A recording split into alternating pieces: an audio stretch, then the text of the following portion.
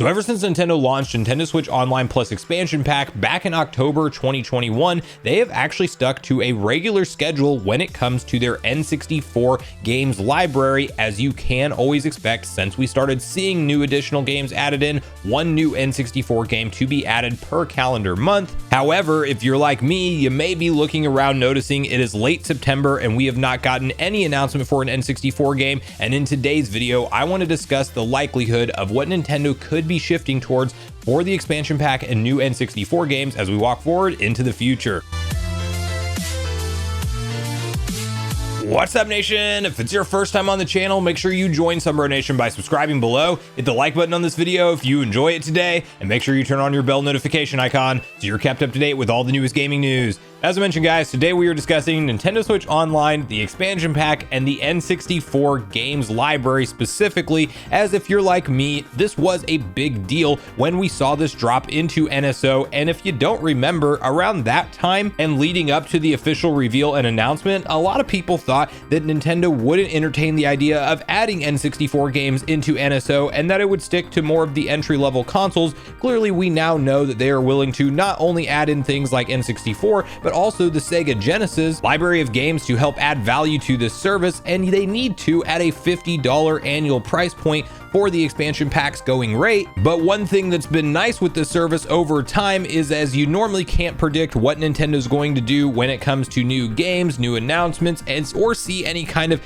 historical schedule when it comes to their commitment to their fans on how they would update the service. And to be fair, we've never had them go on record stating that yes, one new N64 game is what you can expect per month for being an expansion pass subscriber. However, we have seen them stick to that schedule, essentially insinuating that yes, Nintendo has that target because every single month without fail, it's not always the same gap in between time. Sometimes they're added in at the end of the month, sometimes they're added in at the beginning of the month, but we always end up getting one new N64 game each calendar month since they started adding games to the service for the expansion pack, and that is what Nintendo fans have come to expect because, well, that's what they've done up to this point in time. However, at the time of filming this video, it is September 29th, and we do not have any announcements on what to expect for Nintendo in terms of a new N64 game this month. Of course, we did see that highlight reel update trailer from the Nintendo Direct that did detail and outline the updated roadmap of N64 games. Some people were expecting Game Boy Advance or Game Boy family of systems to be added into the service, and I definitely thought that that was a possibility as well. But if Nintendo felt like they needed more time before they pull back the curtain on potentially adding in Game Boy support in the future, which I definitely still think is coming, not to mention the fact that we have things like leak emulation builds that show that they're working on the emulators for those systems right now, readily available to look at online, as well as things like the data mine code missing a number system. If you go numerically through NES being 1, SNES being 2, N64 3, then there is a missing number that doesn't have any consoles attached to it, and Sega Genesis is number 5. So yes, they're going to add more consoles to the service. The question is ultimately when, but I did find it interesting that they chose to focus on a future updated roadmap as opposed to new system announcements and really do the hype reveal that yes, GoldenEye would be coming to the service, and that is obviously a huge deal for gamers that have been waiting to re-experience this revolutionary classic N64 game, and really arguably one that changed the first-person shooter and multiplayer side of first-person shooters genre for good permanently, to finally see the light of day again, and we are around the corner from seeing that game launch. However, I did make the case that in that direct presentation, we saw Nintendo go out of their way to use the term these games will be added into the service gradually over the next 2 years, which definitely did sound interesting to me over the rest of 2022 and 2023, which did stand out to me because if we weren't to assume that GoldenEye was going to be launching this year, which I'm still undecided on, I don't think it is at this point, just for the simple fact that one, it just said coming soon, but a lot of people pointed out, and I went back and verified this, that on the Japan trailer it says 2023, and why would you launch it in all other parts of the world except for Japan as a 2022 game, and then Japan has has to wait until 2023 to get it. Since it says 2023 in the Japan trailer, I think we should safely assume that GoldenEye will be out at some point, hopefully early next year, which if that is the case, and I do believe it to be, if you look at the infograph that Nintendo did release, you can see the rest of 2022 has Pilot Wing 64, Mario Party, and Mario Party 2, and that would be the end of the roadmap for this year, meaning that yes, indeed, September will be a skipped month, and the first skipped month in this update schedule that we have seen since they've launched the service. And it should also in theory mean that we are back on track for the rest of this year, meaning that next month is likely Mario Party, then we get Pilot Wing 64, then we get Mario Party 2, and we are at that point done with 2022, which would make sense and round out this year when it comes to new N64 games. Past that, when we look at years like 2023, however, is where I think the conversation gets a little bit more interesting, because with the term used as gradually, and we are now seeing one skipped month in a new N64 game edition, and that could not be the case. Like maybe we get some surprise brand new announcement that drops on the 30th of September and they just shadow drop a game into the service. That's totally possible. It's also not what I am expecting to see be the case, but if that does indeed happen, then this theory goes out the window. But regardless, I do think with a term like gradually, and then we round out the rest of 2022 with 3 games missing the month of September, we could see Nintendo start to shift to more of a relaxed update schedule with the N64 library of games, kind of following suit with how they've done NES, SNES over the years, as at first you had a more predictable, reliable, once a month new batch game update, and then as time went on, that turned into once per quarter or once every 6 months in some cases, and it essentially became less predictable on when they would drop in new games and not something that gamers could look forward to around the clock on a strict schedule. However, as a fan and a paying subscriber of the expansion pack, I'm definitely hoping that is not the case and we stick to one new N64 game per calendar month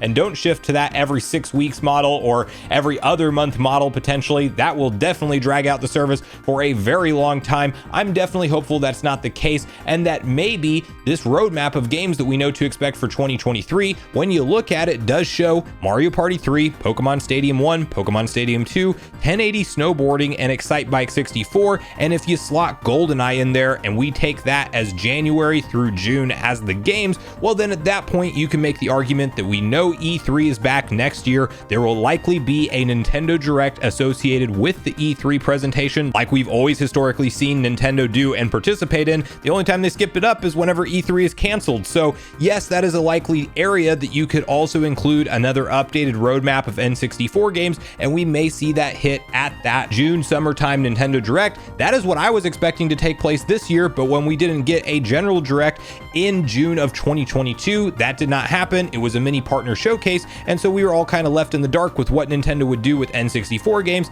and they ended up shadow and dropping or just surprise announcing the games that weren't even on any kind of roadmap. So whether or not they go to that formula, that definitely could be the case, and we are still okay for the one per calendar month, or it is likely that this could actually be the 2023 roadmap. And if they go to once every other month, at that point we would be looking at all of the games in 2023 on that infograph that was released at the latest September Direct. And if that is indeed the case, that would definitely be a big downside in my opinion, as we still need games like Super Smash Bros to hit the service sooner rather than later, Donkey Kong 64, Diddy Kong Racing. I've made plenty of videos on suggesting which games I want to personally see added into Nintendo Switch Online Plus expansion pack for the N64 games, but I definitely do hope that Nintendo sticks to that one per month new N64 game, and that us fans don't have to shift our expectations to expect less and less frequency around the updates. And Nintendo really needs to keep this service in the news once per month on any front. They have to add in more Genesis games, keep that to an every other month schedule with a batch of 3 to 5. I think that's perfectly fine.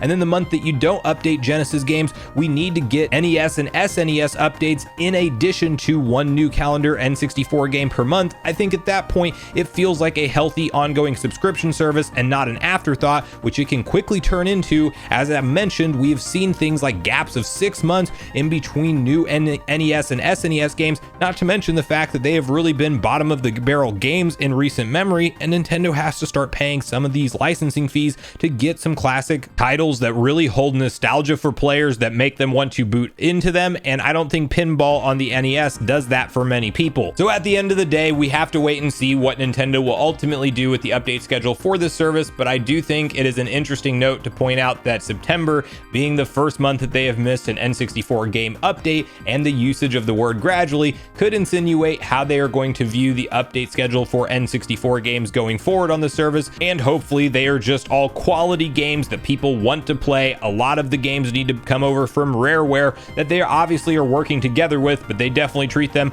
on a different level. So whether or not we see all the N64 library of classics that we want to will remain to be seen, but I am still at this point in time a happy subscriber to the expansion pack service. But I definitely hope that Nintendo doesn't take their foot off the gas with this thing, and they actually add in new family of consoles and consistently support all of these consoles with new updated games month in and month out. So I don't think that's too much to ask for at a $50 annual price point, but I want to hear from you guys at this point in the video, all your personal thoughts and opinions on everything we talked about today around the game's roadmap. Do you think that we are shifting off of the traditional one per month new N64 game, or do you think that September is the only month that happens and then everything else is business as usual with how we've seen them update the service up to this point in time? And do you think that something like an E3 June Direct, we do get an updated further outlook at the roadmap? And bonus question, when do you think we actually get Game Boy family of systems going live on NSO? Because if I'm a betting man, I'm going to put my money on September 2023 at that direct presentation. So regardless of your thoughts and feelings on everything we talked about today, I do look forward to hearing from you all in the comments down below before you leave the video, as I do look forward to getting a back and forth conversation started with you all around this topic. Go watch yesterday's video next if you haven't already, which is on screen right now. Also make sure you like, subscribe, turn on your notification bell, and I will see you guys in the next video.